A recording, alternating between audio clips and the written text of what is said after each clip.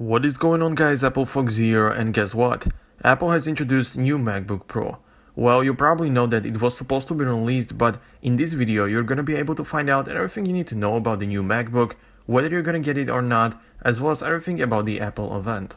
Apple started the event with talking a bit about an iPhone as it was released, and one thing I found interesting is that they went on and compared Apple's operating system, which is iOS of course, against Android. They showed us some statistics about the versions of the OS and how many devices actually run the latest software. And 60% of all iPhones run the latest iOS 10, unlike in Android where the latest Android 7 is present in only less than 1% of all Android devices. Then we have seen a little comparison or something like a throwback of the first ever portable MacBook. Of course, it's kind of funny to watch something like that cause it was bulky and not powerful at all, but back then it was the highest point of technology. So Apple wanted to show how much they improved their computers lineup during those 25 years.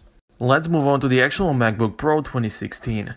Apple, just like every time they introduce something, is really proud of their new product. There are two versions of the new MacBook Pro and there is 13 and 15-inch model. One thing that made me disappointed is that the glowing Apple logo is completely gone.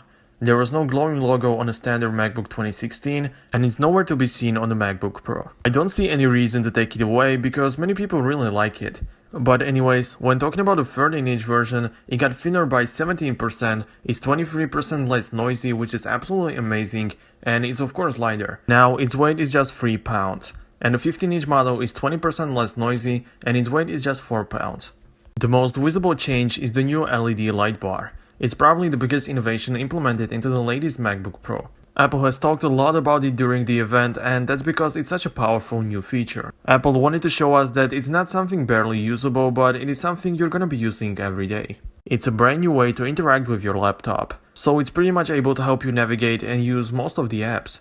Everything like editing photos, adding events to your calendar, some normal stuff like adjusting brightness or volume, all of that can be done using the light bar. It works with third-party apps as well, so it's not limited just to the stock apps. It's really customizable and it's definitely something we haven't seen in competitors.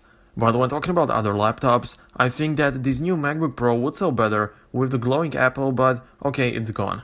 This is the first time ever we see a Touch ID to be implemented into the MacBook, so you can use it the regular way.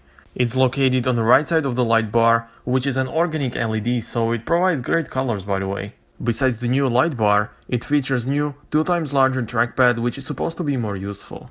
Let's get to the display.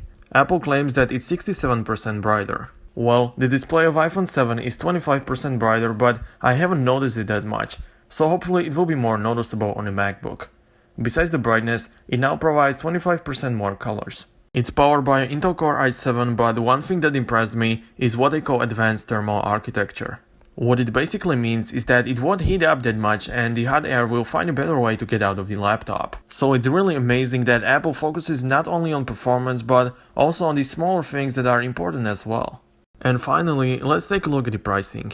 As I said, you can pick from 13 and 15-inch models. And also you can choose either space gray or silver. So the lowest price you can get is $1,499. It's of course the 13-inch model, but it's without the new light bar and Touch ID. So it got the same specs, but once you know there can be the light bar, you won't feel satisfied with your brand new and pretty expensive MacBook. So you can rather go for the one with the light bar that is $1,799 or $1,999, depending on the storage you choose. Or you can buy the 15-inch model that will cost you $2,399 or $2,799, again depending on the storage. There is no 15-inch option without the light bar. In my view, the prices are pretty high, even on Apple, so not everyone can afford the latest MacBook Pro. Thank you guys so much for watching. I really hope you enjoyed the video, and just like always, don't forget to take a look at my other videos and also subscribe in order for you not to miss anything. See you next time.